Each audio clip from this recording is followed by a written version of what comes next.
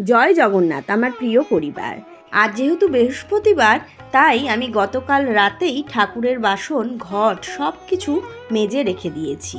আর আজকে সব ঠাকুরকে যেহেতু জামা পাল্টাই, তাই আজ ঠাকুরকে কি জামা পরাবো সেগুলো গতকাল সন্ধে দেওয়ার পর সব বের করে এক জায়গায় রেখে দিয়েছিলাম। এই কাজগুলো এগিয়ে রাখলেই অনেকটা কাজ হয়ে যায়, সকালবেলাটায় বেশি সময় লাগে না।